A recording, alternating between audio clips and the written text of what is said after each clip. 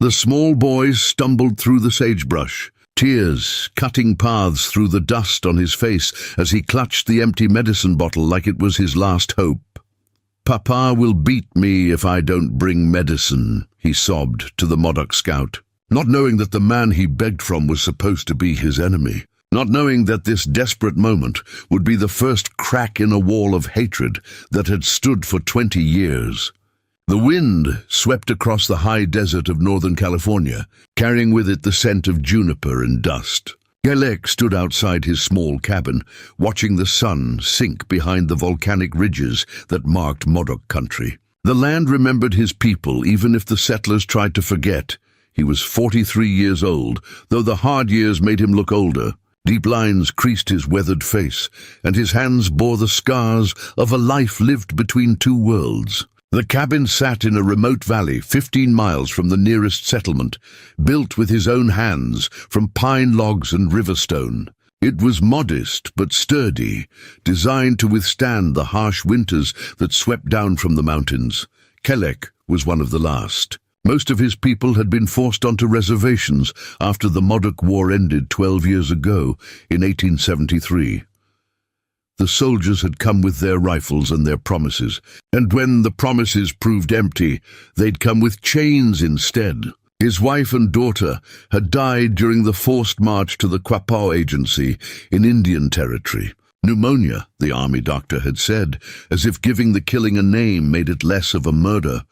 He had escaped during a supply stop, slipping away into the night while guards dozed by their fires. For 2 years, he'd moved like a ghost through the territories, always one step ahead of the soldiers who hunted escaped Indians. Eventually, he'd made his way back to the lands of his birth, to this remote valley where few settlers ventured. Here he lived alone, hunting deer and elk, trading furs with the occasional prospector who didn't care about his heritage as long as his pelts were good. The cabin's interior was sparse, but organized. Hunting weapons hung on pegs near the door, a sharps rifle he'd won in a card game, a bow he'd made himself from juniper wood, knives of various sizes. Dried meat hung from the rafters, venison mostly, prepared the way his mother had taught him before the soldiers came. A small stove provided heat, and he'd built a clever system to collect rainwater in barrels outside. Kelek had learned to be self-sufficient because he had no choice. The nearest town, Ashford Creek, was a rough settlement of miners, ranchers and farmers who'd claimed Modoc land as their own. They tolerated his presence only because he stayed away, only because he made himself invisible. When he needed to trade, he dealt with Old Man Garrison, a former trapper who ran the general store and didn't ask questions about a man's past. Tonight, Kelek was preparing his evening meal when he heard something that made him pause. Living alone in the wilderness taught you to notice every sound, every change in the natural rhythm of the land. This sound was wrong, out of place, a small sobbing cry that didn't belong to any animal he knew. He grabbed his rifle and moved to the door, opening it slowly. The twilight had deepened, shadows stretching long across the valley floor. At first he saw nothing, just the familiar landscape of sagebrush and scattered pine. Then movement caught his eye, a small figure stumbling through the brush about 100 yards from his cabin. Kelek's first instinct was caution. Settlers sometimes used children as bait for ambushes, sending them ahead to lure out targets. But as he watched through the growing darkness, he saw the figure collapse, struggle to stand, then fall again. The crying grew louder, more desperate. He moved forward carefully, rifle ready, scanning the surrounding terrain for signs of a trap. As he drew closer, he saw it was a boy, maybe 7 or 8 years old, with sandy hair and clothes torn from traveling through rough country. The child's face was streaked with tears and dirt, and he clutched something in his small hands, an empty glass bottle. When the boy saw Kelek approaching, terror flooded his face. He scrambled backward, eyes wide with the kind of fear children learn from adult prejudices. "Please," the boy stammered, his voice cracking, "please don't scalp me, please don't hurt me." Kelek lowered his rifle, holding up one hand in a peaceful gesture. "I won't hurt you," he said in English, his accent thick but clear. "You're lost," The boy stared at him, confusion mixing with fear. "You speak English?" "I speak many things," Kelek replied. He knelt down, making himself less threatening. "What are you doing out here? Where are your parents?" At the mention of parents, the boy's face crumpled and fresh tears spilled down his cheeks. "Papa," he sobbed. "Papa is sick, real sick, and Mama sent me to town for medicine, but I dropped the bottle. I broke it on the rocks by the creek, and now there's no medicine, and Papa will beat me. He'll beat me so bad." The words tumbled out in a frightened rush, and Kelek saw the genuine terror in the child's eyes. This wasn't fear of Indians or strangers. This was fear of going home empty-handed to a father who'd punish failure with violence. "Where is your home?" Kelek asked gently. "The Crawford homestead, 8 miles east," the boy said, pointing vaguely into the darkness. "But I got turned around. I don't know which way anymore. And it's getting dark, and Papa needs the medicine. He's got the fever real bad, and Mama says without medicine he might die.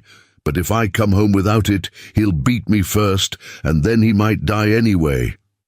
The child was bordering on hysteria now, his small body shaking with fear and exhaustion. Kelek could see scratches on his arms from pushing through brush, and his feet were bleeding through worn shoes. The boy had traveled hard and far, driven by desperation.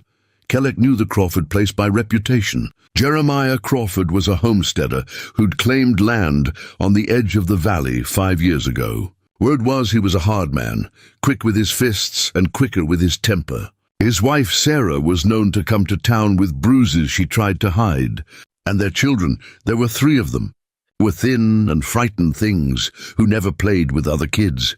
The Modoc scout looked at the empty medicine bottle in the boy's hands, then at the child's terrified face. Every instinct told him to send the boy on his way, to avoid getting involved with settler problems. His survival depended on staying invisible, uninvolved. Getting mixed up with a white family, especially one led by a man like Jeremiah Crawford, could only bring trouble.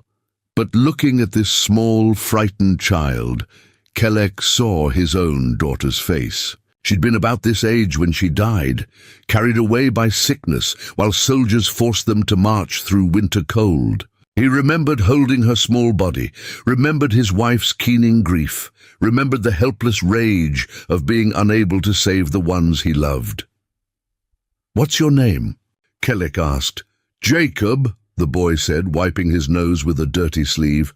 "But everyone calls me Jake. Jake, I'm Kelek," he said, using his Modoc name because he'd stopped using the English name settlers had tried to force on him. "Your father, what sickness does he have?" "Fever," Jake said. "Started 3 days ago.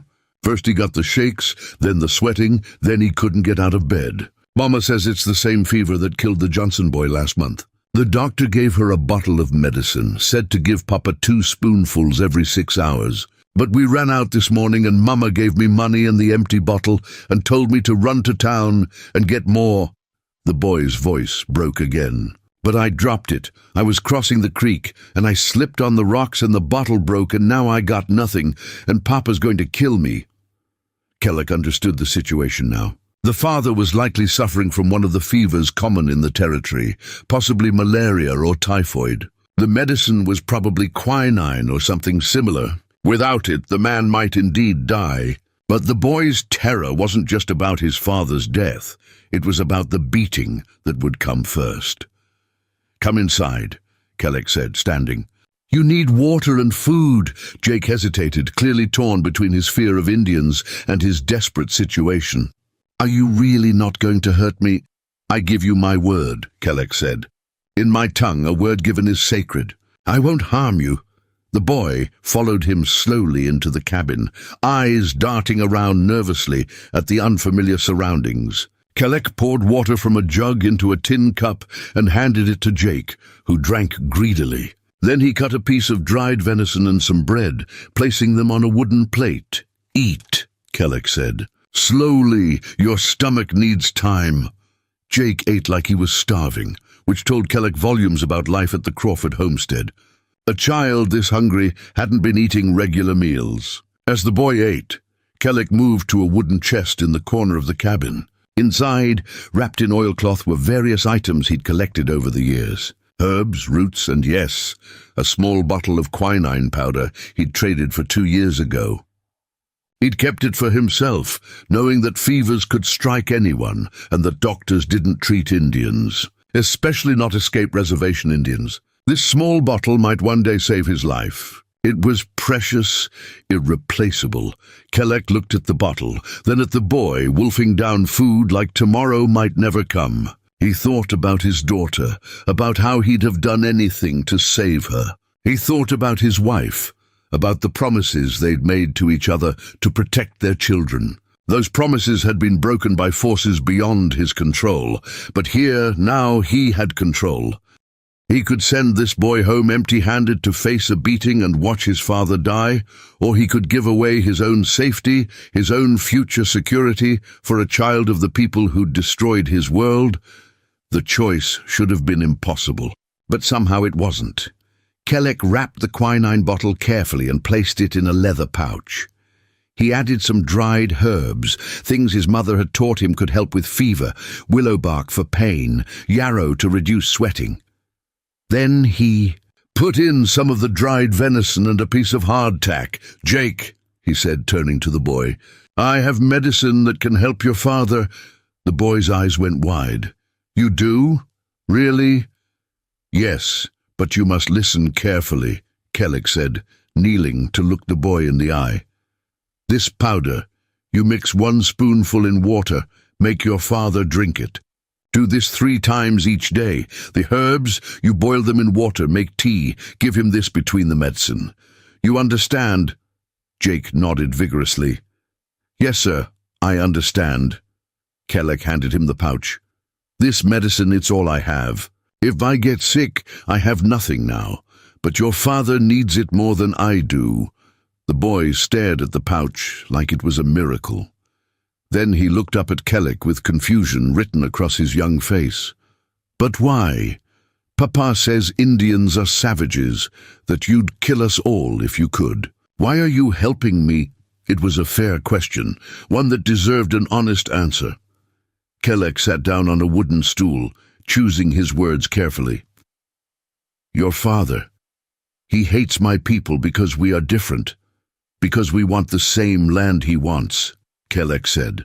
"My people hate settlers because you took our land, killed our families, broke every promise you made.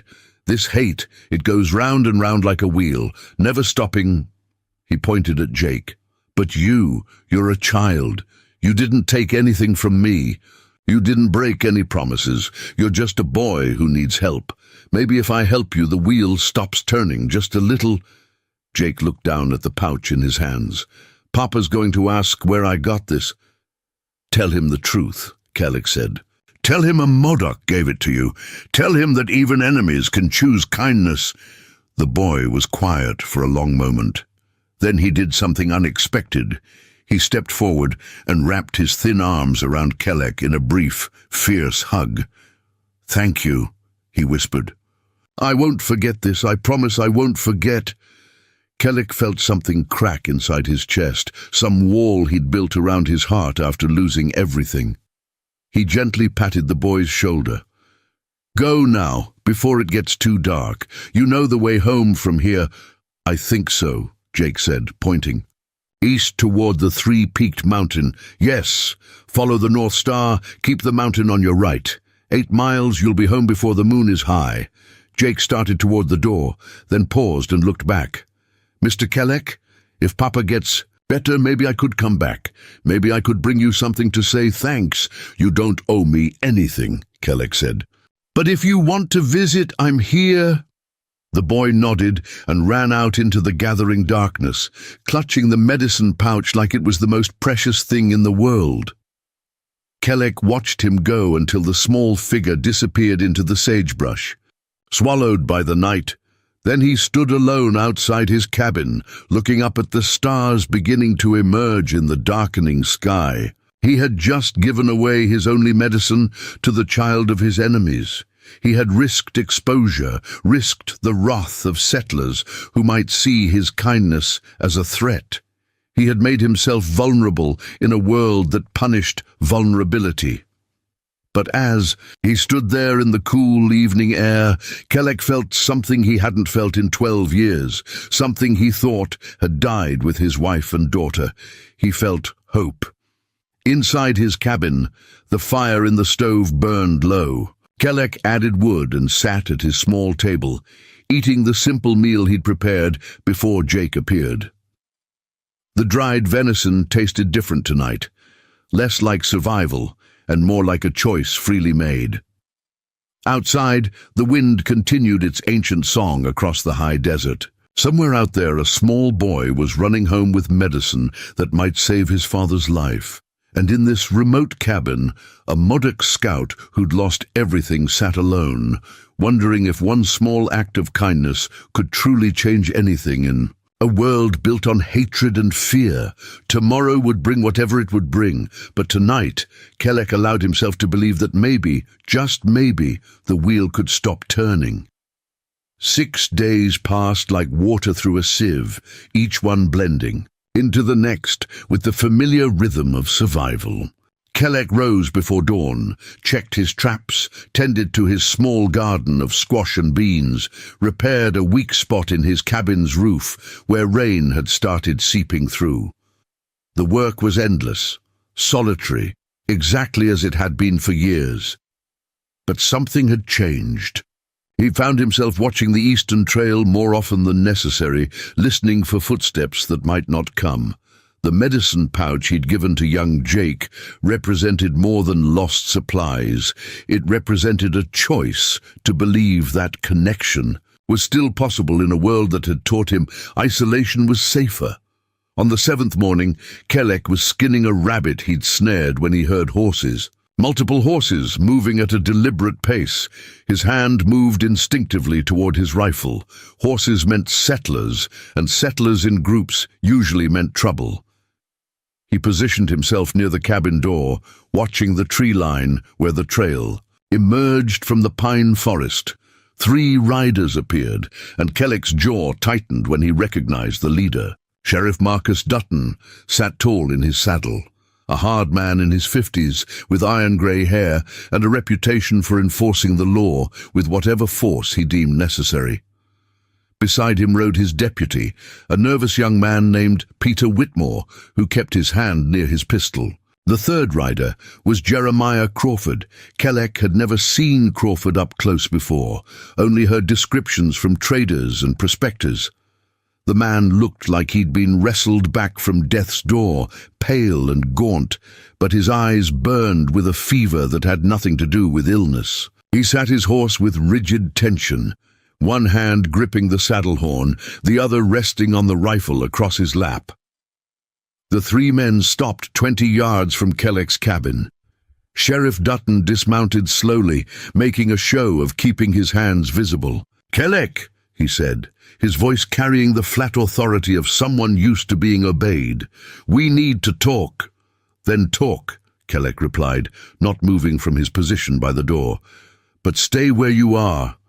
Dutton nodded, accepting the terms. 6 days ago, this man's son came home with medicine. Medicine the boy claims you gave him freely, along with herbs and food. That true? Kelek met Crawford's burning stare. The boy came here lost and frightened. I gave him what he needed.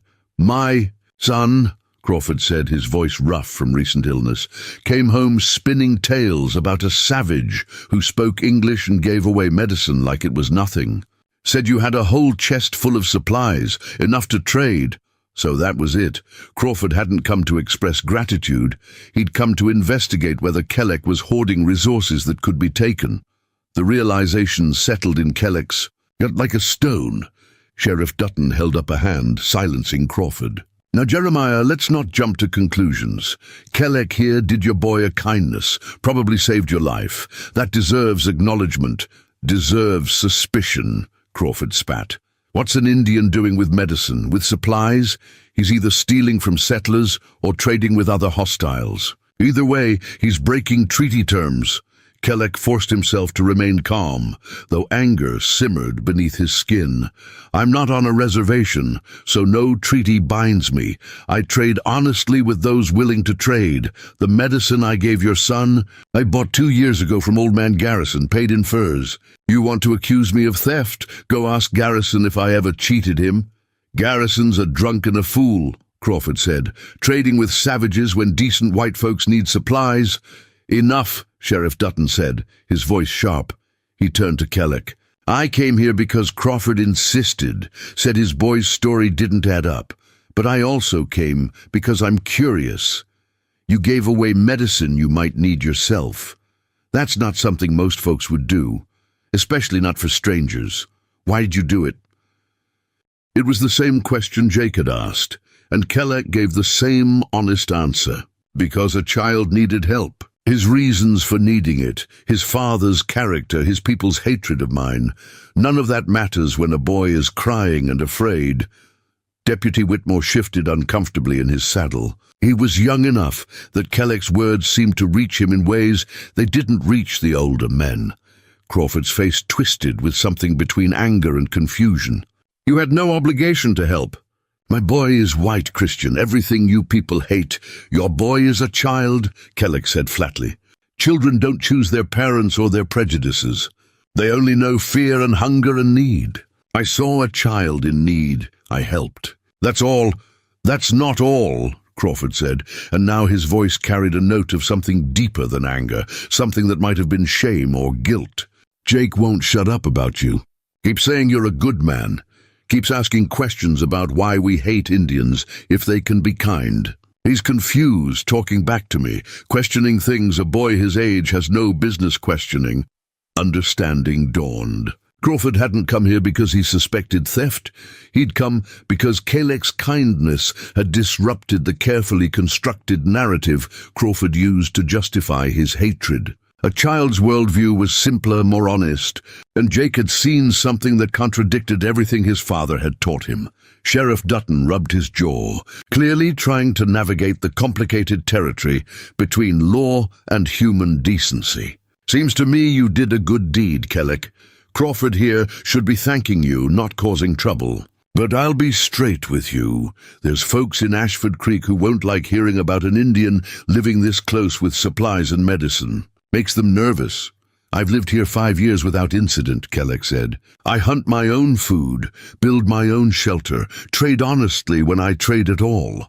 I don't steal, don't trespass, don't cause any man harm. What more do your people want? They want you gone, Crawford said bluntly. They want this land for white families, for Christian settlers building a future. They don't want reminders of the past, don't want savages living on land that should be theirs. This land was my people's land for 1,000 years before your grandfather was born, Kelleck said, his voice hard now. Every acre you claim with blood and broken promises. But I don't fight anymore. I just want to live in peace. There's no peace between our people, Crawford said. There's just the waiting before the next war. Then maybe that war starts with men like you, Kelleck replied. Men who can't accept kindness from someone different. Men who teach their children hate before they teach them anything else. Crawford's hand tightened on his rifle, and Deputy Whitmore's eyes went wide with alarm. But Sheriff Dutton stepped between them, his voice carrying command. Nobody's starting anything today. Kelleck, you're within your legal rights to be here, such as they are. Crawford, your boy got help when he needed it, and you're alive because of it. Seems to me you owe this man thanks, not threats. I owe him nothing, Crawford said, but his voice lacked conviction. He looked at Kelleck with an expression caught between gratitude and resentment, unable to reconcile the deed with the doer. Keep your distance from my family. That's all I ask. Stay away from my boy. Your boy came to me, Kelleck said.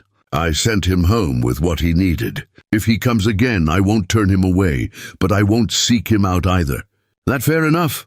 Crawford didn't answer, just wheeled his horse around and rode back toward the trail. Deputy Whitmore followed quickly, clearly relieved to be leaving. Sheriff Dutton lingered a moment, studying Kelleck with calculating eyes. You're in a difficult position, the sheriff said quietly. There's folks who appreciate what you did, and folks who see it as a threat. My advice? Keep your head down. Don't give anyone cause for complaint. The territory's changing, more settlers coming every month. Getting harder for men like you to find a place. Men like me have been finding places long before your kind arrived, Kellic said. We'll still be finding them when you're dust. Dutton almost smiled. Maybe so. But in the meantime, be careful. Crawford's not the worst of them, just the loudest. There's others who'd burn you out just for being here. The sheriff mounted his horse and rode after the others, leaving Kellic alone in the clearing. The confrontation had gone better than it might have. No violence, no immediate threats, but the message was clear. His act of kindness had drawn attention, and attention was dangerous for a man trying to remain invisible. Kellic returned to his work, but his mind churned with possibilities.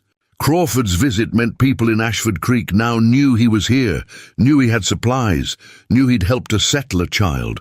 Some would see that as proof he was harmless. Others would see it as proof he was weak, vulnerable, worth robbing or driving out. 3 days later, as the sun reached its peak, Kellic heard a different sound, lighter footsteps, a child's uncertain approach. He looked up from the garden where he was pulling weeds and saw Jake Crawford standing at the edge of the clearing, holding something wrapped in cloth.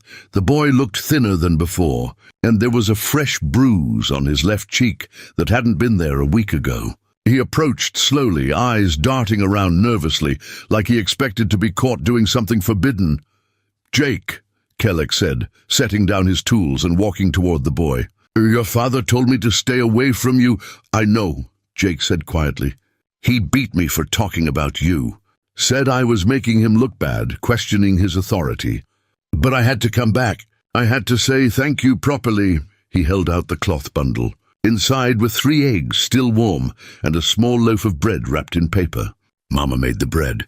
She wanted me to bring it. Papa doesn't know I'm here." Kellic accepted the gift, touched by the gesture despite knowing the risk it represented. "Your mother, she's well..." "She's scared," Jake said honestly. "Papa's been different since he got sick, angrier. He yells more, breaks things. He keeps saying you put a hex on him, that the medicine had Indian magic in it that makes him weak." The accusation was absurd, but dangerous. In frontier towns, superstition often carried more weight than truth, and accusations of witchcraft or dark magic could turn a community violent. "There was no magic in the medicine," Kellic said firmly. "Just quinine powder and herbs. The same things a white doctor would give. Your father feels weak because he nearly died, because his body needs time to recover. That weakness shames him, so he blames me instead of accepting that sickness doesn't care about a man's pride." Jake nodded like he understood more than a child his age should have to understand. "Mama says you saved Papa's life. She wanted me to tell you that, to say thank you even if Papa won't. She says kindness should be repaid with kindness." "Your mother sounds like a wise woman," Kellic said. "But you should go before your father realizes you're gone. If he catches you here..." "He's in town," Jake said. "Gone for the day with Sheriff Dutton. Something about land claims and boundaries." "I've got time." The boy hesitated, then asked the question that had clearly been weighing on him. "Mr. Kellic, why did you really help me? Papa says Indians hate us, that you'd kill us all if you could. But you didn't act like you hated me. You acted like you cared." Kellic sat down on a stump, gesturing for Jake to sit on another nearby. The boy settled, waiting for an answer with the patient attention of someone who desperately needed to understand. "I had a daughter once," Kellic said, the words coming slowly. He rarely spoke of his lost family, but this child deserved honesty. She was about your age. Smart, curious, always asking questions about how things worked. She died 12 years ago during the forced march to the reservation. The soldiers wouldn't stop even when children got sick. They said keeping the schedule was more important than keeping us alive. Jake's eyes widened with something that looked like horror. "They let her die, they killed her," Kellic said flatly. "Maybe not with bullets, but with cruelty and indifference. When I saw you that night, frightened and crying, I saw her. I couldn't save my own daughter, but I could save you. Your father hates me for reasons that have nothing to do with you. My people hate settlers for reasons that have nothing to do with you either. But you're not responsible for your father's sins any more than my daughter was responsible for her people's resistance." The boy was quiet for a long moment, processing this information. Then he said something that surprised Kelek. "I'm sorry your daughter died. I'm sorry the soldiers did that. It wasn't right." "No," Kelek agreed. "It wasn't right. But that's the world we live in, Jake. People do terrible things to each other and call it necessity or justice or manifest destiny. They teach their children to hate before they teach them to think. Your father hates me because he was taught to hate. I could hate you for the same reason. But hate is a poison that kills the one who carries it first." Jake looked at the bruise on his arm, a mark from his father's anger. "Papa says I have to be strong, that showing weakness means other folks will take advantage. He says the world is full of enemies and only fools trust anyone." "Your father is wrong," Kelek said gently. "The world is full of people who are frightened and hurt, and they lash out because pain is easier to share than to carry alone. Real strength isn't about dominating others or refusing kindness. Real strength is choosing to be gentle when you could be hard, choosing to give when you could take, choosing to build bridges when everyone else is burning them." Before we jump back in, tell us where you're tuning in from, and if this story touches you, make sure you're subscribed, because tomorrow I've saved something extra special for you. The words hung in the air between them, carrying weight beyond their simple meaning. Jake absorbed them like water into dry earth, and Kelek saw the boy's worldview shifting, expanding beyond the narrow confines his father had tried to impose. "I want to be like you," Jake said suddenly. "I want to be someone who helps people even when it's hard." "Then be that person," Kelek said. "But be careful. The world punishes kindness sometimes. It punishes those who refuse to choose sides, who see humans instead of enemies. Your father will see your questions as betrayal. Other folks will see your sympathy for me as weakness. You'll have to be brave in ways that don't look like the bravery your father teaches." Jake stood, clutching the empty cloth that had held the bread and eggs. "I should go, but I'll come back if I can. I want to learn more from you." "Then come when it's safe," Kelek said. "And Jake, tell your mother I said thank you for the bread. Tell her I remember kindness, even when it comes wrapped in danger." The boy nodded and ran back toward the trail, disappearing into the forest. Kelek watched him go, feeling the weight of responsibility settling onto his shoulders. He'd opened a door for this child, shown him a different way of seeing the world. Now Jake would have to live in the tension between his father's teachings and his own emerging conscience. Inside his cabin, Kelek unwrapped the bread and broke off a piece. It was good bread, made with care, and he could taste the gratitude baked into it. Sarah Crawford might be trapped in a difficult marriage, but she understood the value of what Kelek had done. She'd found a way to express thanks, even when her husband forbade it. As evening fell and Kelek prepared his simple meal, he thought about the web of connection that was forming, despite everyone's best efforts to prevent it. One act of kindness had created ripples, small waves that spread outward in ways he couldn't control or predict. He'd wanted to remain invisible, to survive alone, without drawing attention or making connections that could be used against him. But invisibility was a kind of death, a slow erasure of the self. Maybe it was time to accept that isolation wasn't safety. It was just another form of surrender. Outside, the wind carried the scent of approaching rain.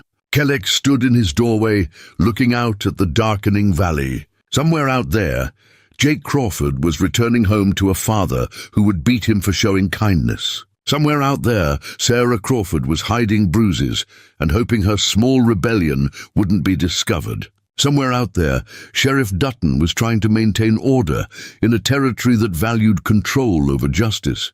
And here, in this small cabin on disputed land, a Modoc man who'd lost everything was learning to hope again. One dangerous connection at a time. 2 weeks crawled by with the weight of an approaching storm. Kelek felt it in the way the air seemed to hold its breath, in the unusual silence of birds that normally filled the valley with song, in the tension that prickled along his spine whenever he ventured beyond his immediate territory.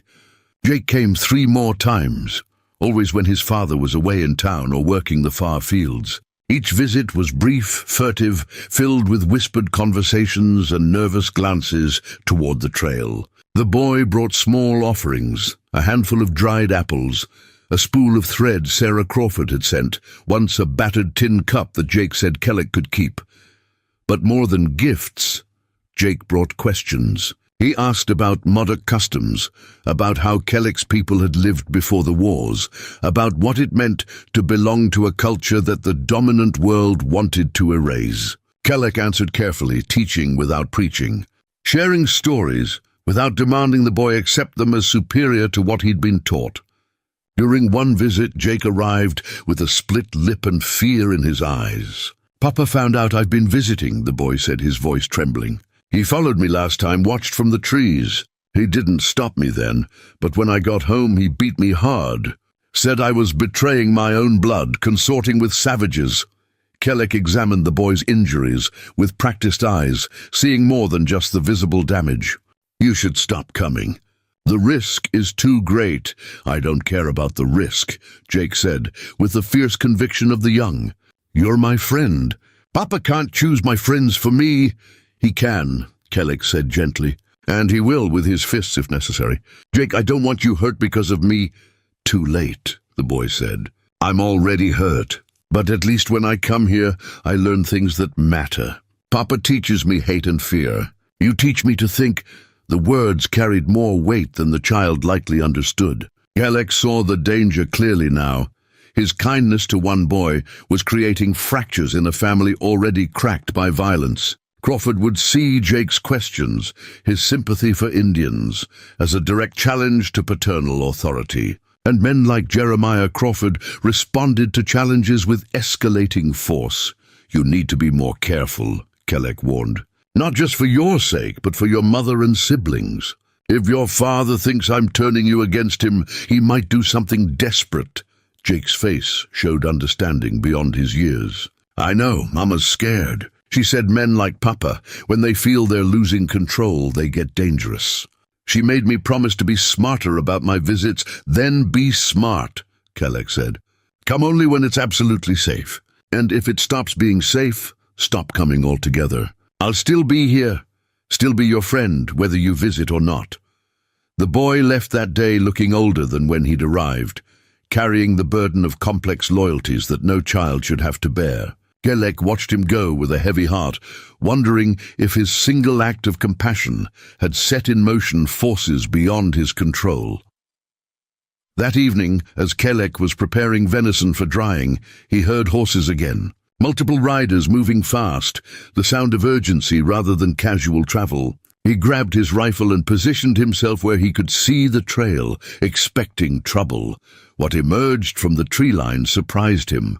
Sheriff Dutton rode in front, but behind him came three people Kellick didn't expect to see together. Old Man Garrison from the general store, his weathered face grave with concern. A woman Kellick recognized as Martha Hendricks, a widow who ran a boarding house in Ashford Creek and had a reputation for speaking her mind. And a man he'd seen once before at a distance, Dr. Raymond Foster, the town's only physician. Dutton dismounted, and the others followed. The sheriff's expression was carefully neutral, but Garrison looked uncomfortable. Martha appeared determined, and the doctor seemed cautiously curious. "Kellick," Dutton began, "we need to have a conversation." "A serious one?" Kellick kept his rifle lowered but ready. "I'm listening." Martha Hendricks stepped forward, her grey hair pulled back in a severe bun, her dress practical and worn from hard use. "I'm going to speak plain, because that's my nature.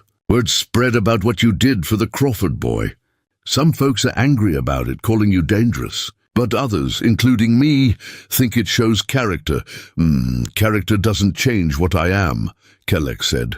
"Or what your people think of my people." "True enough," Garrison agreed, pulling out a pipe and lighting it with practiced movements. "But it's got folks talking, asking questions they haven't asked in years.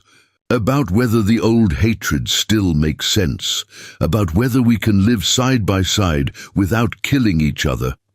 Dr. Foster spoke for the first time, his voice carrying the measured tones of education. "I examined Jeremiah Crawford after his recovery. The quinine you provided was exactly what he needed, administered correctly according to what the boy told his mother. You saved that man's life with knowledge and resources you had no obligation to share. So you've come to thank me?" Kelleck asked, skepticism clear in his voice. "Or to make sure I understand my place?" "We've come with a proposal," Sheriff Dutton said. "One that might benefit everyone, or might blow up in our faces. Hard to say which." Martha pulled a folded paper from her bag and held it out. Kelleck approached cautiously and took it, his eyes scanning the words written in careful script. It was a petition of sorts, signed by 23 residents of Ashford Creek. "We're proposing a trade arrangement," Martha explained. "You've got skills we need: tracking, hunting, knowledge of medicinal plants, repair work that most folks can't manage.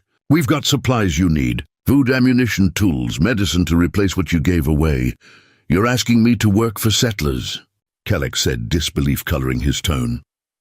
"We're asking you to work with us," Dr. Foster corrected, "as an equal participant, not a servant or charity case. You'd teach some of our people your skills. In exchange, you'd have access to town resources and legal protection."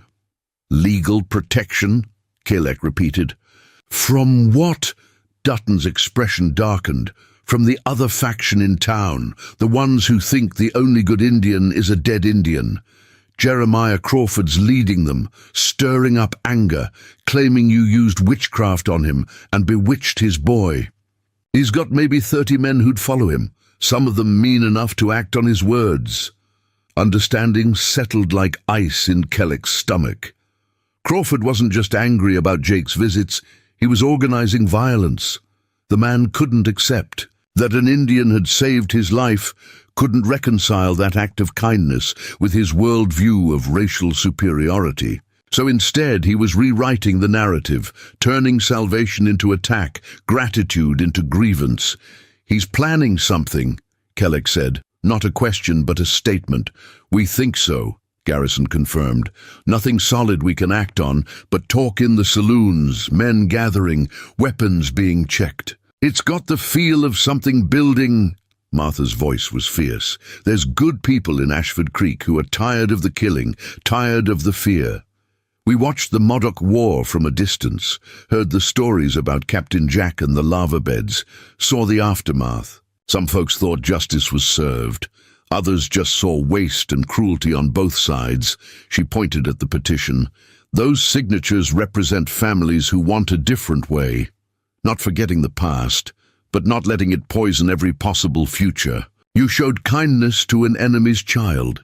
That means something. It means maybe there's a path forward that doesn't require one side destroying the other." Dr. Foster added his perspective. "From a practical standpoint, your knowledge could save lives. I'm a competent physician by frontier standards, but I'm limited by what I learned in medical school. You know plants and treatments I've never encountered, survival techniques our people have forgotten or never learned.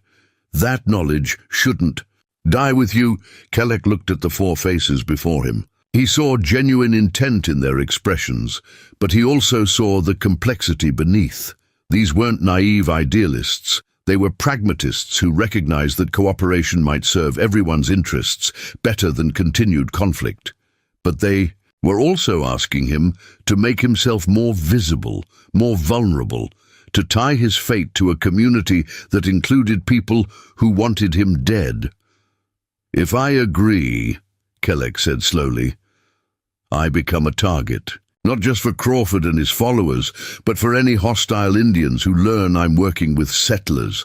I'd be seen as a traitor by both sides." "That's true," Dutton acknowledged, "but you're already a target. Crawford knows you're here now. The question isn't whether you'll face danger, but whether you'll face it alone or with allies." It was a fair point, one Kelleck couldn't easily dismiss. His isolation had provided safety for 5 years, but that safety was already compromised. Crawford's anger ensured that hiding was no longer an option. "What exactly would this arrangement involve?" Kelleck asked. Martha outlined the proposal with businesslike efficiency. Kelleck would visit town twice a month, teaching a small group, of interested residents, various skills, tracking, plant identification, wilderness survival, game preparation. In exchange, he'd receive supplies, access to the doctor's services, and most importantly, the public backing of a significant portion of the town's population. "We can't protect you from everything," Dutton said honestly, "but we can make it clear that harming you means answering to us. Crawford's got 30 men maybe. We've got 50 who signed this petition, and more who'd stand with us if it came to violence. He knows that. It might not stop him, but it'll make him think twice." Garrison puffed on his pipe, smoke curling in the evening air. "There's another consideration. Jake Crawford keeps visiting you. That boy's putting himself in harm's way. But if you're officially working with the town, his visits become less secretive, less shameful in his father's eyes. Might take some pressure off the boy." That argument reached Kelleck in ways the others hadn't. Jake's safety mattered to him more than his own. If this arrangement could provide the child with legitimate reasons to learn from him, could transform forbidden friendship into accepted apprenticeship, then maybe the risk was worth taking. "I need time to think," Kelleck said. "We don't have much time," Martha replied.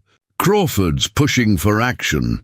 He's calling a town meeting 3 days from now, wants to put forward a resolution demanding your removal from the territory. If we don't have a counter-proposal, if we can't show that cooperation benefits everyone, he might get enough support to act."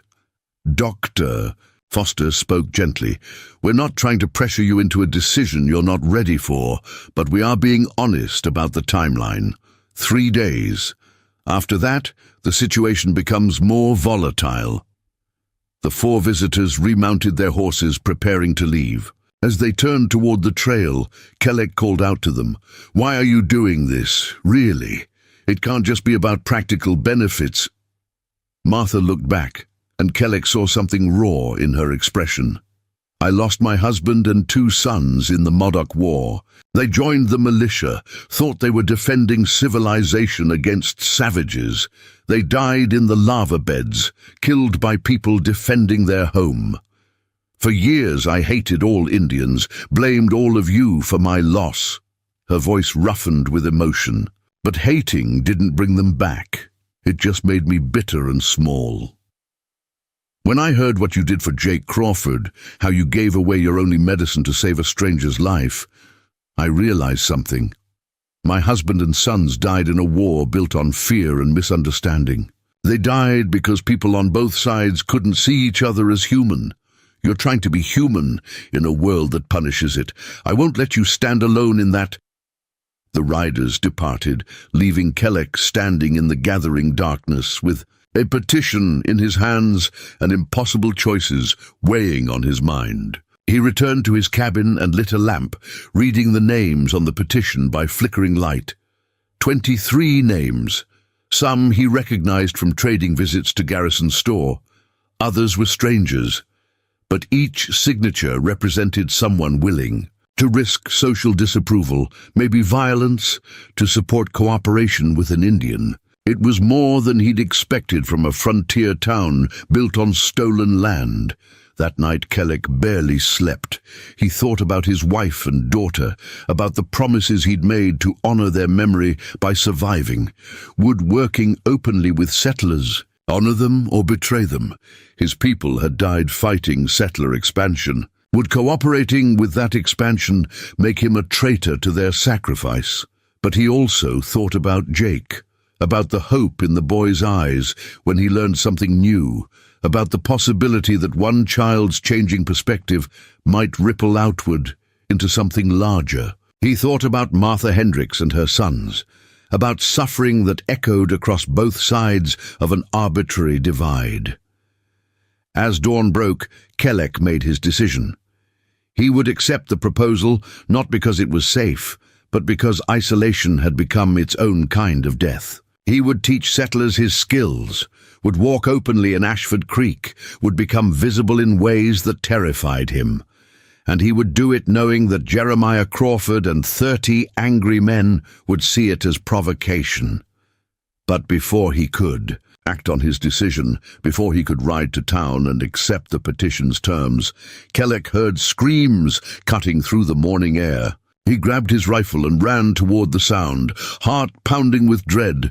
What he found at the edge of his property made his blood run cold. Jake Crawford lay crumpled on the ground, his face bloodied, his arm bent at an unnatural angle. The boy had been beaten savagely, then dumped at the boundary of Kelleck's land like a warning. Kelleck dropped to his knees beside the child, checking for breath, for pulse, for signs of life. Jake's eyes fluttered open, unfocused and glazed with pain. "Papa," the boy whispered through broken lips. "Papa found out about the petition. He said I made him look weak. He said—" The words dissolved into a whimper of agony. Rage and fear warred in Kelleck's chest. This child, this innocent boy, who'd done nothing but show kindness and curiosity, had been brutalized by his own father. Crawford hadn't just beaten his son, he'd delivered him here as a message. This is what happens to those who cross me. This is what I'll do to anyone who stands with the Indian. Kelleck lifted Jake carefully, mindful of the broken arm and possible internal injuries. He carried the boy toward his cabin, knowing that this moment changed everything. The time for careful consideration was over. Crawford had declared war, and he'd used his own child as the opening shot. As Kelleck laid Jake on his bed and began treating the boy's wounds with what limited medical supplies he had, he understood that 3 days wouldn't matter anymore. The storm had arrived early, and it would break with violence before sunset. Kelleck worked with steady hands, despite the fury burning in his chest. He'd seen enough injuries in his life to know what needed doing: set the broken arm, clean the cuts, check for internal bleeding. Jake drifted in and out of consciousness, whimpering when pain broke through whatever shock protected him. The boy's arm was badly broken, bone pushing against skin but not through it. Kelleck fashioned a splint from straight branches and strips of cloth, binding it carefully while Jake screamed. The sound cut through him like a blade, but he didn't stop. The arm had to be stabilized, or the boy might lose use of it forever. "I'm sorry," Kelleck murmured as he worked. "I'm sorry, Jake. I know it hurts. Don't tell Papa," the boy gasped between sobs. "Please don't tell him I came here. He'll kill me this time. He said he'd kill me." The words revealed more than Jake likely intended. This beating wasn't the first, just the worst. Crawford had been escalating for a while, using his fists to maintain control over a family that was slowly slipping from his grasp. Jake's visits to Kelleck had been the final straw, the ultimate betrayal in Crawford's eyes. Once the immediate injuries were treated, Kelleck faced a terrible choice. The boy needed proper medical care, needed Dr. Foster's skills and equipment. But taking Jake to town meant exposing what Crawford had done, meant forcing a confrontation that could explode into violence. Yet leaving the boy here risked his life if internal injuries existed that Kelleck couldn't detect. The decision was made for him when hoofbeats thundered into the clearing. Kelleck grabbed his rifle and positioned himself in the doorway, ready to defend the child behind him. What he saw surprised him. Dr. Foster dismounting from a lathered horse, medical bag in hand, face grim with purpose. Behind the doctor came Sheriff Dutton, Martha Hendricks, and a dozen others from the petition. They'd armed themselves, rifles and pistols visible, faces set with determination.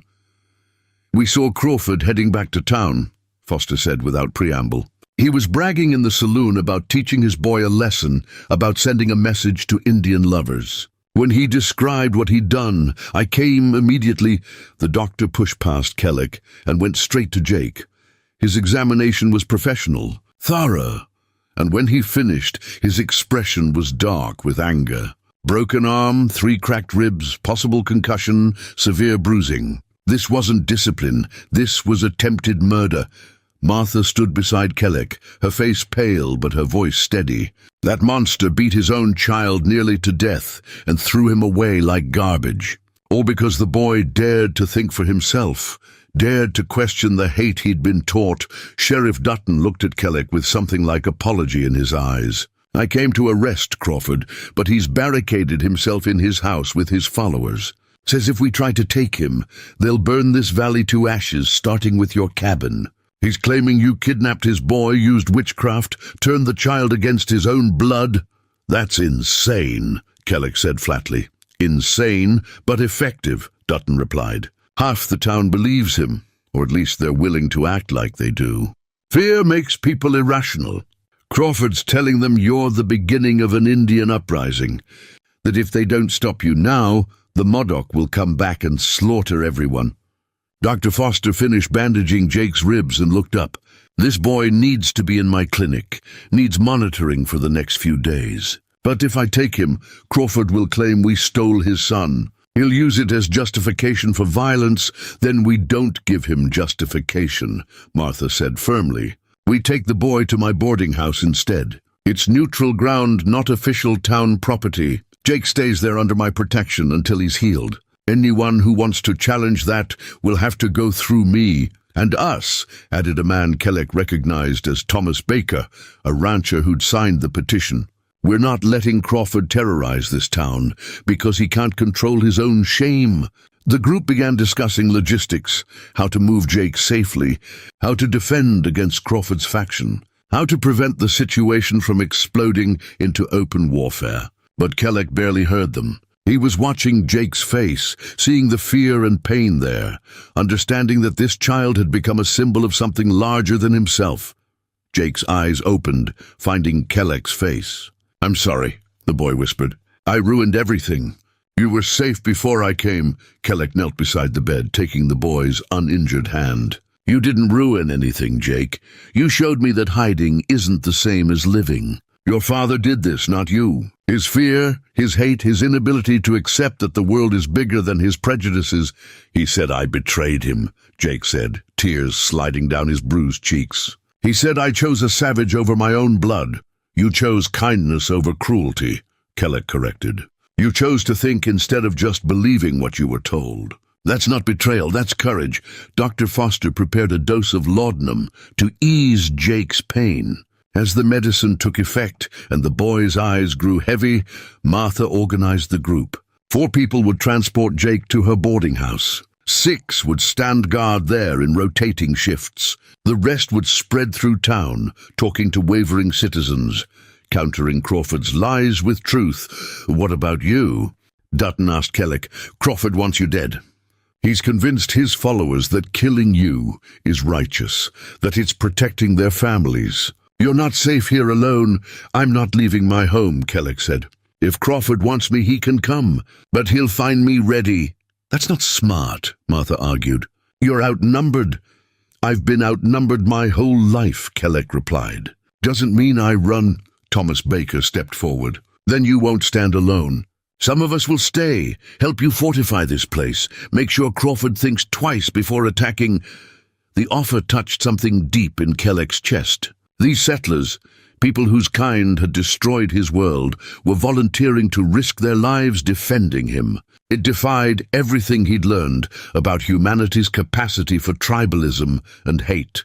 Before he could respond, a young woman burst into the clearing on horseback, riding hard. Kellick recognized her as Sarah Crawford, Jake's mother. Her face was bruised worse than her son's, and blood stained her torn dress. She half fell from the horse, stumbling toward the cabin. Martha caught her before she collapsed. Sarah, what happened?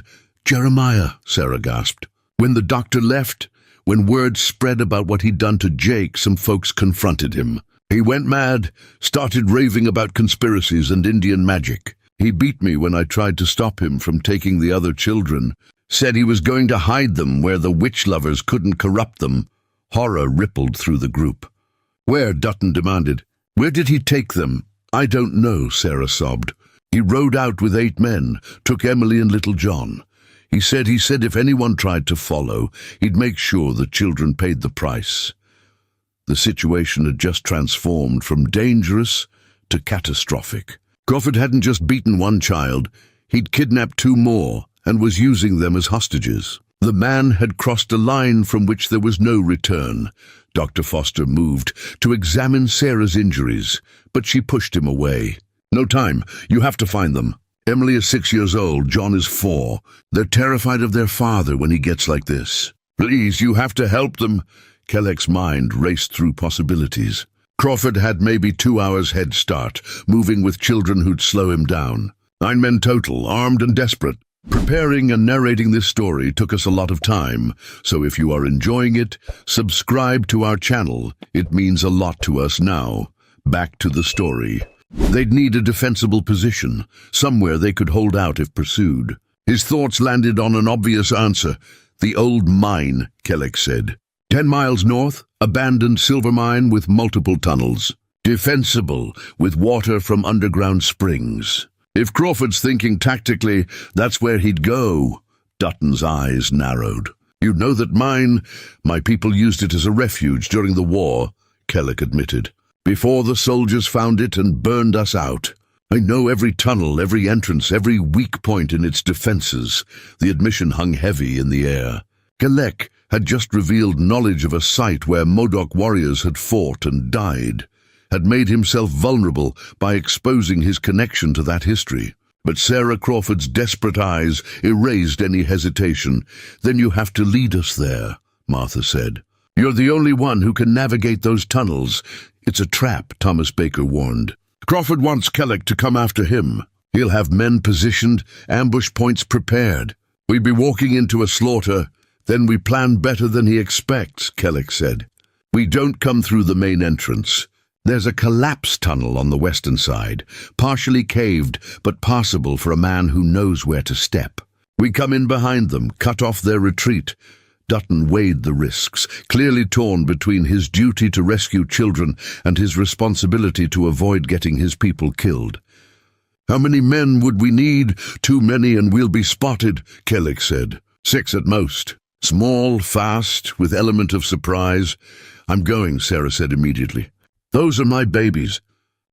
You're injured, Dr. Foster protested. I don't care. Sarah's voice was steel beneath the pain. I let that man hurt my children for too long because I was afraid. No more. I'm getting them back. Martha gripped Sarah's shoulder. Then I'm going too. We'll need another woman there, someone the children know and trust. When we get them out, they'll be traumatized. They'll need familiar faces. The group that assembled was unlikely. Kelleck leading, Sheriff Dutton and 2 deputies providing law enforcement authority, Thomas Baker and another rancher named William Chen for additional firepower, and Sarah and Martha representing the moral weight of protecting children over enforcing male authority. They moved quickly, gathering weapons and supplies. Kelleck strapped on his knife and took his rifle, checking the ammunition with practiced efficiency. He hadn't fought in years, had sworn after the war ended that he'd never raise weapons against anyone again. But Crawford had changed the rules, had made violence inevitable. As the sun climbed toward noon, the rescue party mounted horses and rode north. They moved fast, but cautiously, watching for scouts or ambush points. Kelleck led them through terrain he knew intimately, taking paths that minimized their visibility. Sarah rode beside him, her face set with determination despite her injuries. "Why are you helping us?" she asked quietly. "After what Jeremiah did to Jake, after how he's treated you, why risk your life for our children?" "Because they're children," Kelleck said simply. "Because I couldn't save my own daughter, but maybe I can save yours. Because someone has to break the cycle of violence, and it might as well start with me."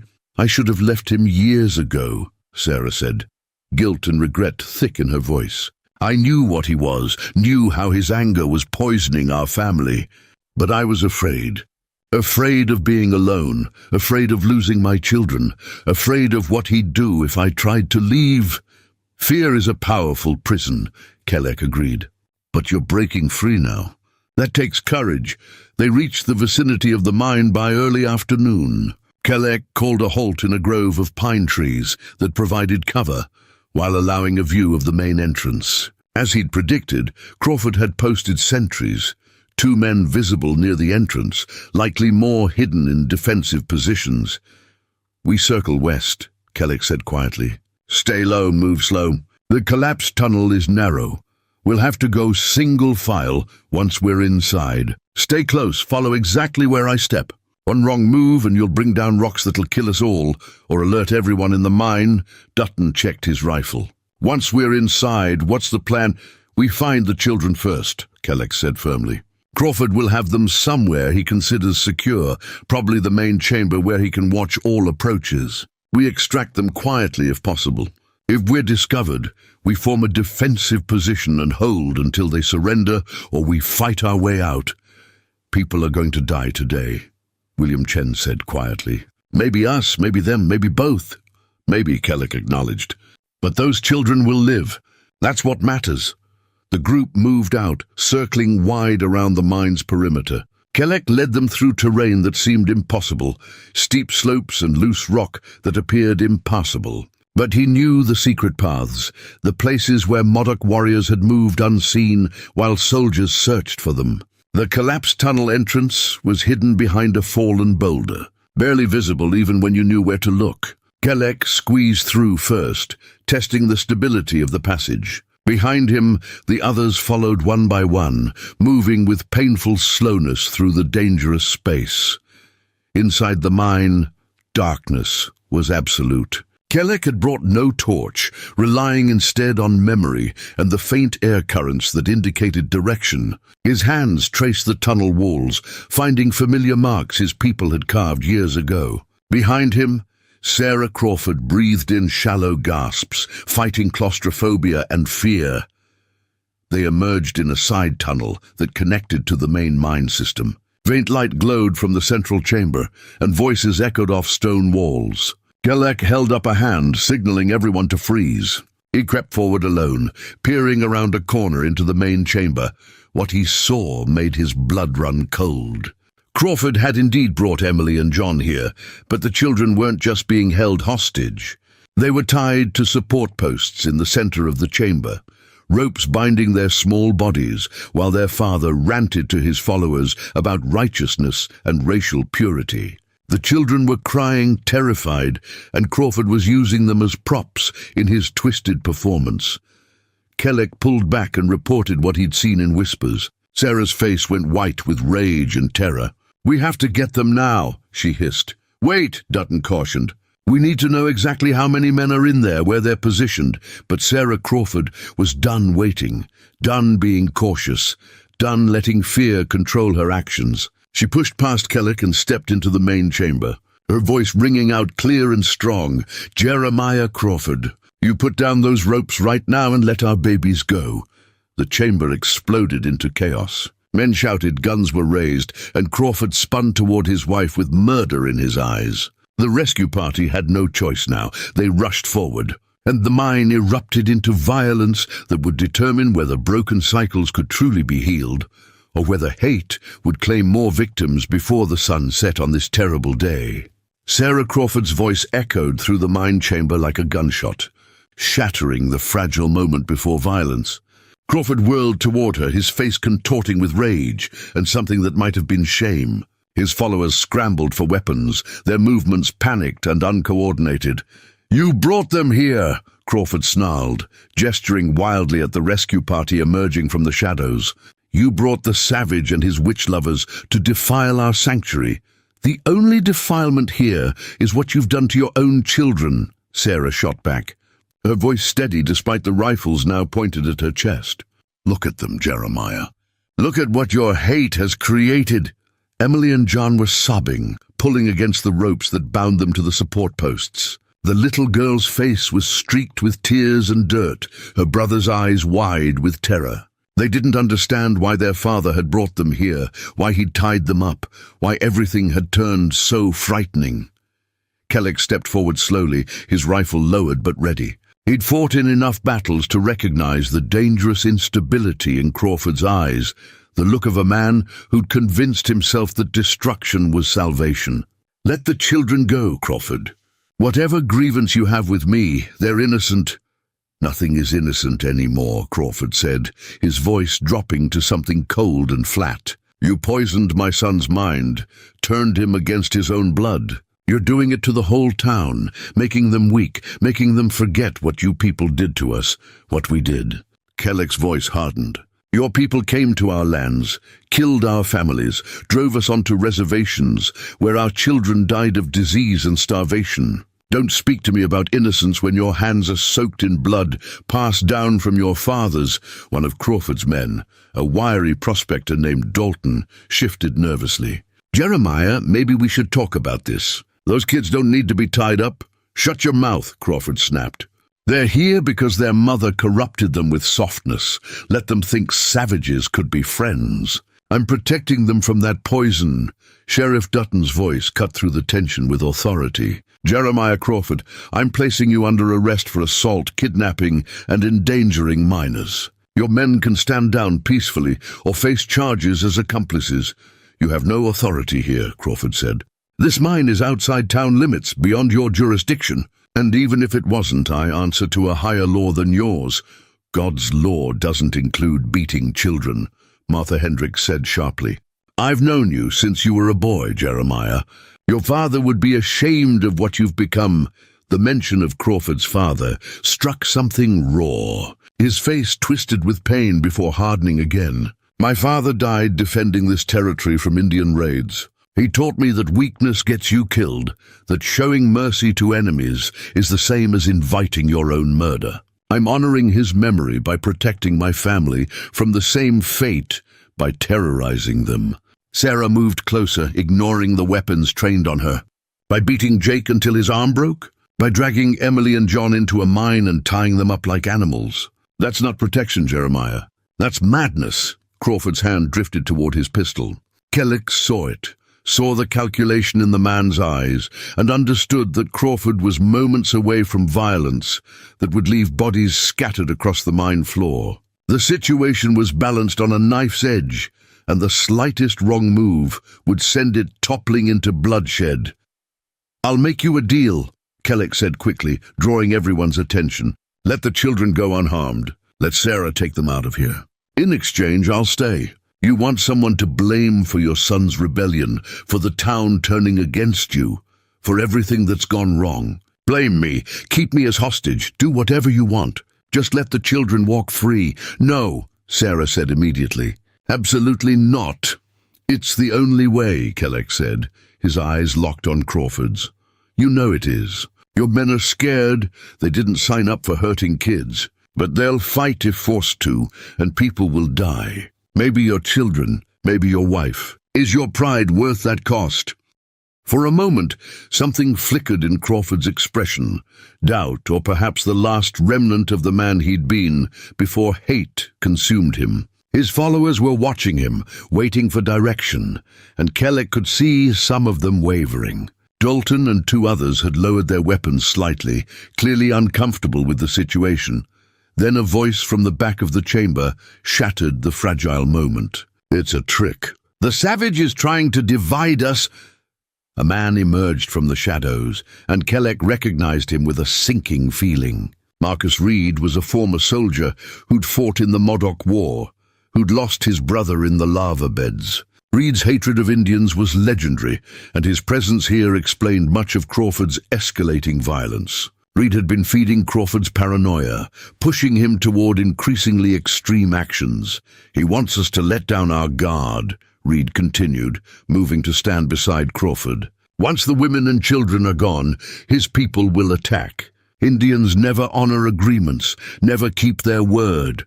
Captain Jack proved that when he killed the peace commissioners.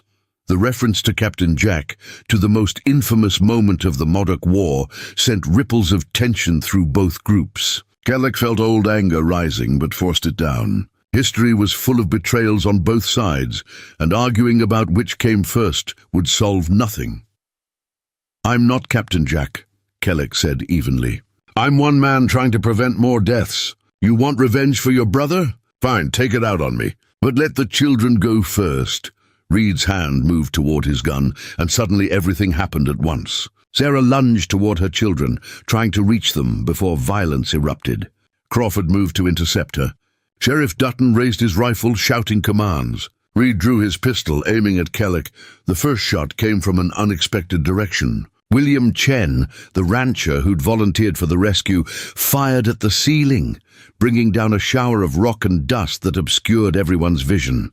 In the confusion, Kelek rushed forward toward the children, knife in hand to cut their bonds. More shots rang out, the sound deafening in the enclosed space. Bullets ricocheted off stone walls, creating deadly fragments. Men shouted, cursed, fired blindly into the dust cloud. Kelek reached Emily first, slicing through the ropes that bound her. The little girl was screaming, terrified beyond coherence.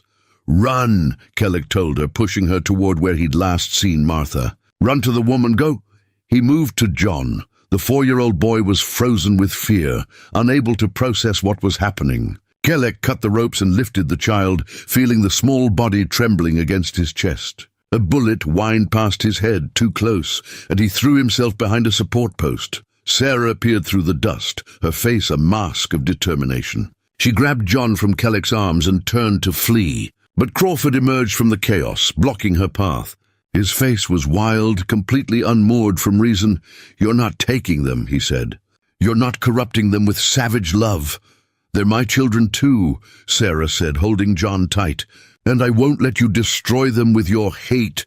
Crawford raised his hand to strike her, and something inside Kelek snapped. He'd watched his own family die, had been helpless to protect them. He would not stand by while this woman suffered the same fate. He launched himself at Crawford, tackling the larger man away from Sarah and John.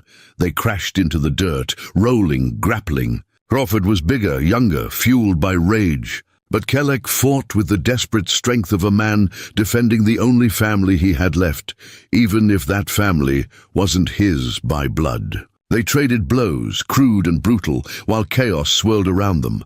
More gunfire erupted as the rescue party engaged Crawford's followers. Dutton and his deputies were trying to establish control, shouting orders that went unheeded. Thomas Baker was wrestling with Dalton for a rifle.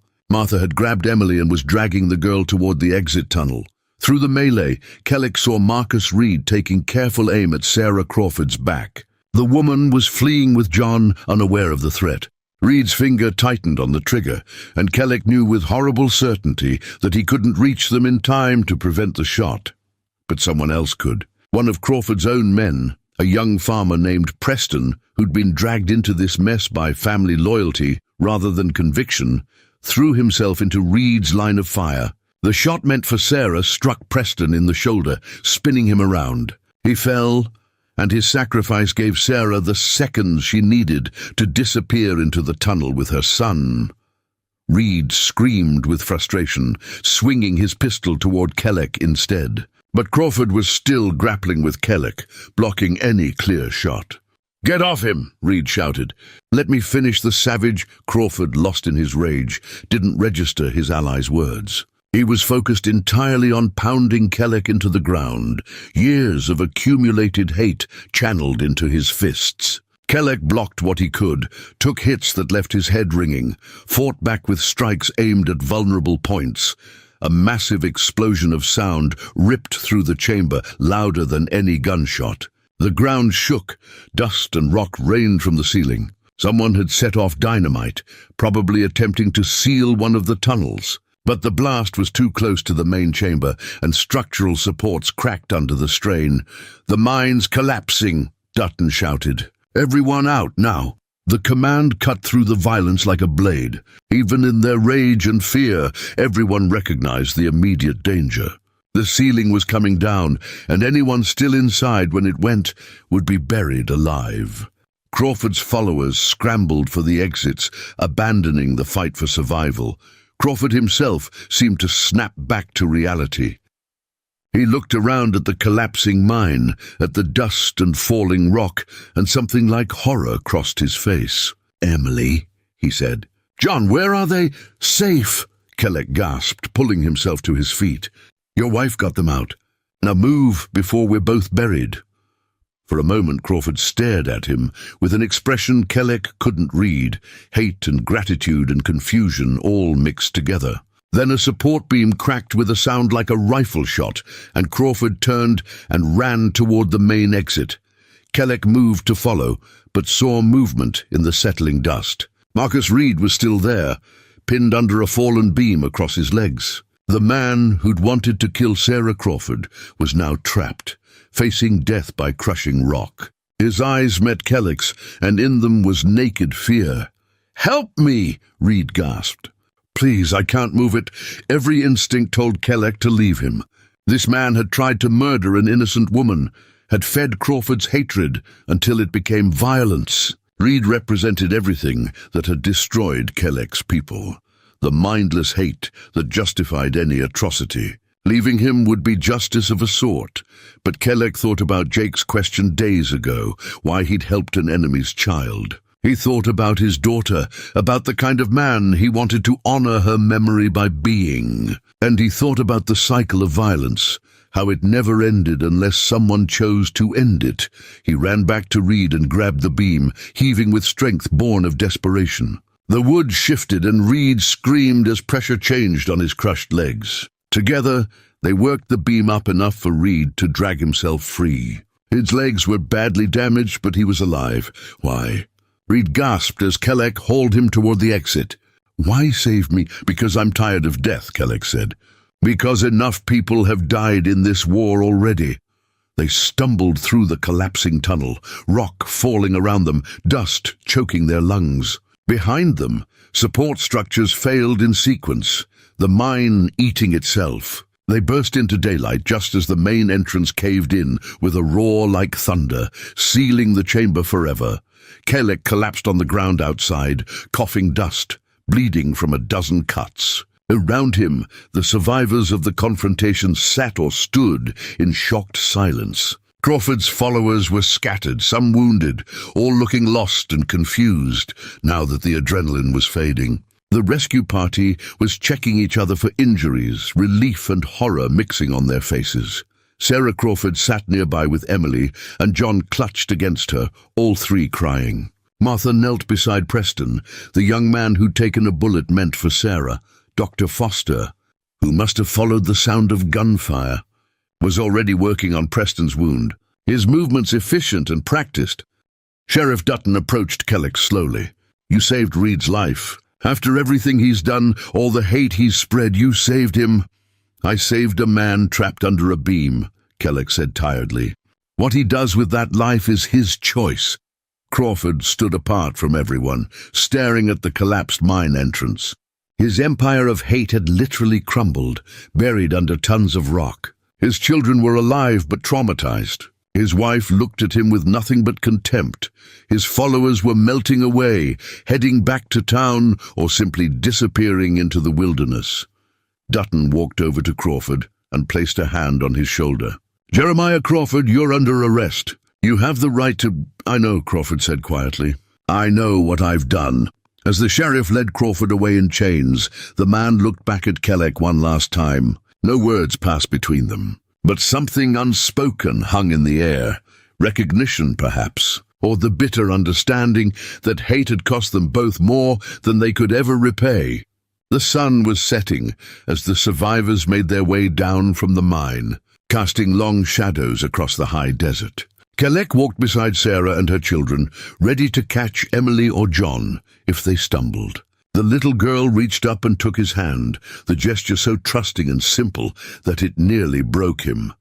"You're the Indian man Jake talks about," Emily said. "The one who's nice." "I try to be," Kelleck said gently. "Papa said Indians are bad, but you saved us." "That means Papa was wrong." Out of the mouths of children came truths that adults spent lifetimes avoiding. Kelleck squeezed her small hand gently. "Your Papa was scared and angry. Sometimes that makes people believe things that aren't true. But maybe now, after today, he can start learning differently." Behind them, Marcus Reed was being carried on a makeshift stretcher, his crushed legs stabilized by Dr. Foster. The man who'd tried to kill innocent people had been saved by the very person he'd hated most. Whether that would change him remained to be seen, but at least the possibility existed. As they reached the valley floor and began the journey back to Ashford Creek, Kelleck understood that nothing was resolved, not really. Crawford would stand trial, but his followers still existed, their hate still simmered. The town would divide further over what had happened here, and Kelleck himself had become too visible, too involved to ever return to his quiet isolation. But Emily's hand in his, and the knowledge that 3 children would grow up because people had chosen courage over comfort made the uncertain future feel like something worth facing. The trial of Jeremiah Crawford lasted 3 days and tore Ashford Creek apart in ways that violence never could. The courtroom, a converted warehouse that served as the town's civic center, overflowed with spectators who came to witness justice or its failure depending on which side they stood. Judge Catherine Morrison presided, a stern woman in her 60s who'd seen enough frontier justice to know that law and order were fragile constructs maintained by collective agreement rather than inherent truth. She listened to testimony with impassive attention, her gavel ready to silence outbursts that erupted regularly from the packed gallery. Dr. Foster testified about Jake's injuries, presenting medical evidence that made several jury members visibly uncomfortable. Martha Hendricks described finding Sarah Crawford beaten and desperate. Sheriff Dutton recounted the standoff at the mine, carefully avoiding any characterization that might inflame either faction. When Kellick was called to testify, the courtroom fell into tense silence. He walked to the witness stand, aware that every eye was measuring him, judging him, seeing not a man but a symbol of everything they feared or hoped for. He placed his hand on the Bible as required, though the irony of swearing on the holy book of the people who destroyed his culture wasn't lost on him. The prosecutor, a young man named Daniel Wright, who traveled from Sacramento specifically for this case, led Kellick through his account of events. Why had he helped Jake initially? What had Crawford said during their confrontation? What happened in the mine? Kellick answered truthfully, without embellishment or emotion. He described giving away his medicine to a frightened child, described Crawford's threats, described the rescue and the collapse. His words painted a picture of a man who'd chosen compassion repeatedly, while Crawford chose violence. Then came the cross-examination, and Crawford's defense attorney, Edgar Blackwood, a silver-haired man with a reputation for vicious tactics, began his assault. Mr. Kellick, you claim you gave away your only medicine out of pure kindness. Isn't it true that you saw an opportunity to infiltrate a settler family, to gather intelligence? No, Kellick said flatly. You expect this court to believe that a Modoc warrior, whose people killed settlers in this very territory, suddenly developed Christian charity toward his enemies? I'm not a warrior anymore.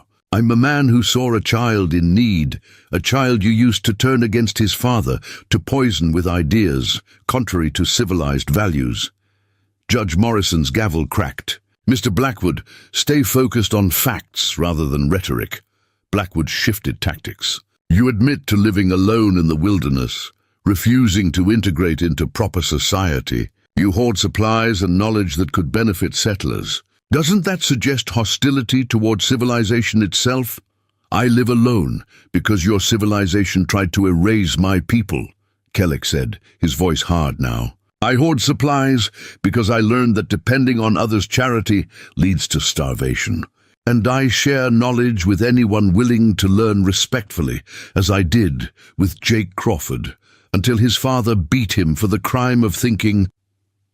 The gallery erupted. Crawford's supporters shouted that Kellick was lying, that he'd seduced the boy with false kindness. The petition signers shouted back that Crawford was the criminal, that Kellick had saved lives. Judge Morrison's gavel worked overtime restoring order. When Sarah Crawford took the stand, the atmosphere shifted again. She testified about years of abuse, about Crawford's escalating violence, about her terror for her children's safety. Her bruised face provided visual evidence that needed no embellishment. Mrs. Crawford, Blackwood said during cross-examination, isn't it true that your husband's discipline was a response to your failure to properly manage the household? My husband's fists had nothing to do with household management, Sarah said coldly. They had to do with a weak man using violence to feel strong, yet you stayed with him for years. Doesn't that suggest the situation wasn't as dire as you now claim? Sarah's laugh was bitter. I stayed because leaving meant losing my children. I stayed because the law gives fathers absolute rights over their families. I stayed because women like me have no power and nowhere to go. But when he started using our babies as weapons in his war against basic human decency, I was done staying." The gallery murmured with approval or disapproval depending on perspective. Blackwood tried several more approaches, suggesting Sarah had been influenced by Indian sympathizers, that she was exaggerating to avoid her own culpability. But Sarah held firm, her testimony devastating to Crawford's defense. On the third day, Jake Crawford was brought in to testify.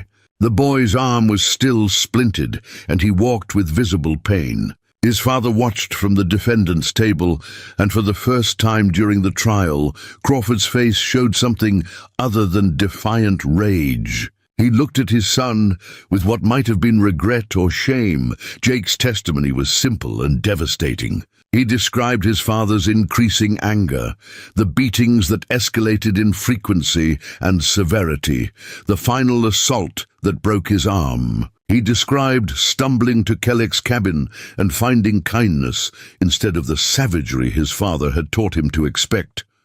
"Did the defendant ever show remorse for hurting you?" Wright asked. "No," Jake said quietly. "He said it was my fault for making him angry, for questioning him, for choosing wrong. And what was wrong about your choice? I chose to believe that people could be good, even if they were different from us. Papa said that was betraying my race." The boy's words hung in the air, and several jury members looked away, unable to meet his eyes. Blackwood declined to cross-examine, recognizing that attacking an injured child would only harm his client's case further. The jury deliberated for 6 hours. When they returned, their verdict was guilty on all charges, including assault, child endangerment, kidnapping, and inciting violence. Judge Morrison sentenced Crawford to 10 years hard labor, with the possibility of parole after 5 if he demonstrated genuine rehabilitation. As deputies led Crawford away in chains, he looked back at his family one last time. Sarah held Jake, Emily, and John close, her expression a mixture of relief and sorrow. Crawford's eyes found Kelleck in the gallery, and for a moment something passed between them. Not forgiveness exactly, but perhaps acknowledgement that both their lives had been shaped by forces larger than individual choice. Outside the courthouse, the town's division manifested physically. Crawford's supporters gathered on one side of the street, the petition signers on the other. Between them stood Sheriff Dutton and his deputies, a thin line preventing violence from erupting. "This isn't over," someone from Crawford's faction shouted. "We won't let savages and traitors dictate justice. Justice was served today," Martha Hendricks shouted back. "A man who beat children went to prison. That's how civilized society works." The argument escalated, voices rising, fists clenching. Kelleck stood apart from both groups, watching the familiar pattern play out. Victory in court didn't change hearts, didn't erase decades of accumulated hate. Crawford was one man, but the ideology that drove him infected dozens more. Dr. Foster approached Kelleck quietly. "You should leave town for a few days. Let things cool down. Crawford's people are talking about revenge." "I'm not running," Kelleck said. "It's not running, it's being smart." "You've done what you came to do," testified honestly. "Now let the law handle the aftermath." Before Kelleck could respond, Jake Crawford pushed through the crowd and grabbed his hand. "Don't leave, please. Mama and I talked, and we need you to stay." Sarah appeared behind her son, her face showing the exhaustion of someone who'd survived an ordeal, only to face an uncertain future. "We're leaving Ashford Creek, taking the children somewhere we can start fresh, away from all this hate. But before we go, I wanted to thank you properly. You saved my children's lives, maybe mine too." "You don't owe me thanks," Kelleck said. "I owe you everything," Sarah corrected. "You showed Jake that kindness exists even in places we're taught to see only enemies. You showed me that standing up to evil is possible even when you're terrified. Those are gifts I can never repay." She pulled out a folded document and pressed it into Kelleck's hands. "This is the deed to our homestead.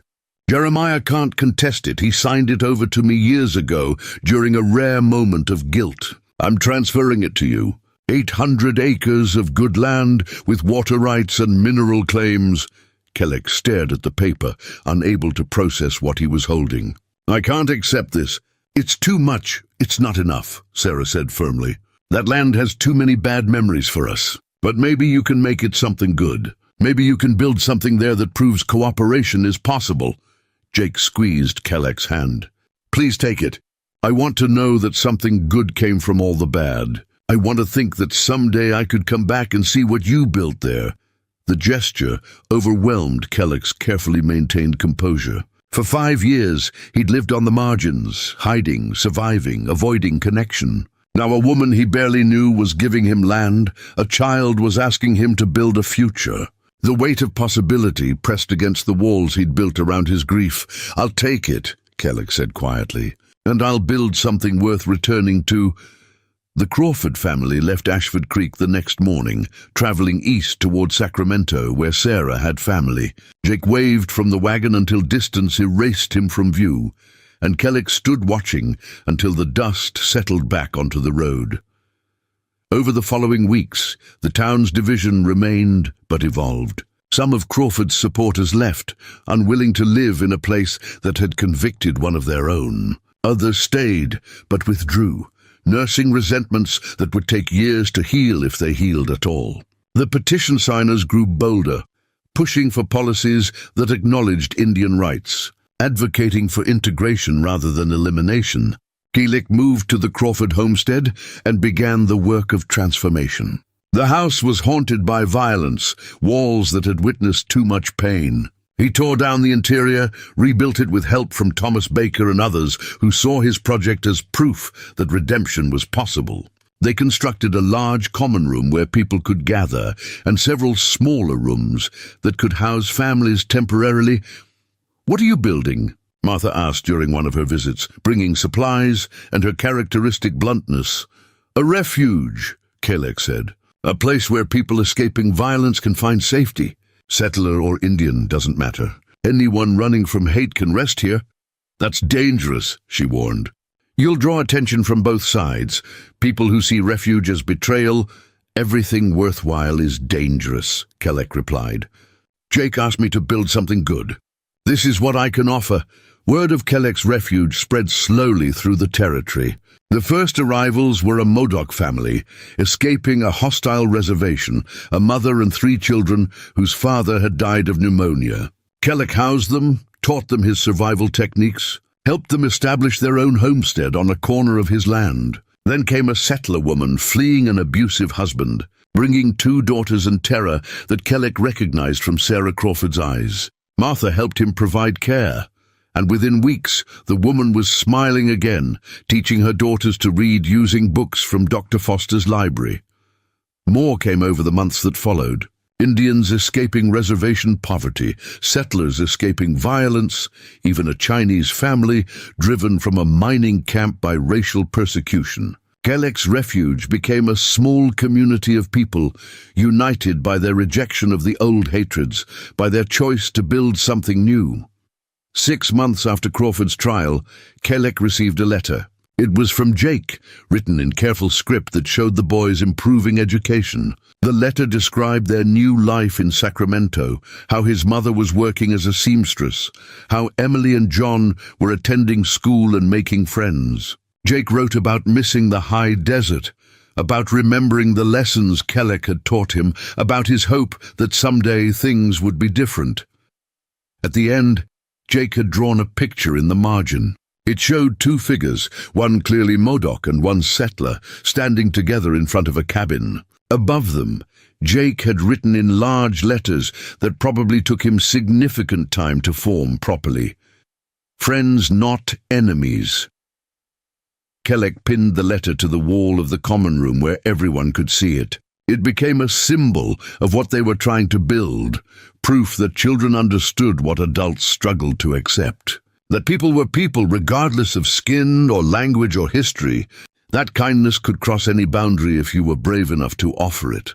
On a warm evening in late summer, Kelleck sat outside his refuge, watching children play in the yard. Modoc kids and settler kids and Chinese kids, all running together without awareness of the divisions their parents had been taught. Their laughter carried across the valley, and Kelleck felt something he'd thought lost forever. Peace. not the absence of conflict, but the presence of something worth protecting. The refuge wasn't perfect. Tensions arose, old prejudices surfaced, people struggled with proximity to those they'd been raised to hate. But they struggled together, and that made all the difference. Dr. Foster visited regularly, teaching basic medicine to anyone interested. Martha organized literacy classes that drew students from across the territory. Old Man Garrison donated supplies and asked nothing in return except stories about the growing community. Even Sheriff Dutton stopped by occasionally, approving of what Kelleck had built because it reduced violence in his jurisdiction. Marcus Reed, the man who'd tried to kill Sarah Crawford, came to the refuge 3 months after his release from the doctor's care. He arrived on crutches, his legs permanently damaged from the mine collapse. He stood at the boundary of Kelleck's land for an hour before finding the courage to approach. "I don't deserve to be here," Reed said when Kelleck answered his knock. "After everything I did, everything I believed, no one deserves refuge," Kelleck said. "We all just need it sometimes."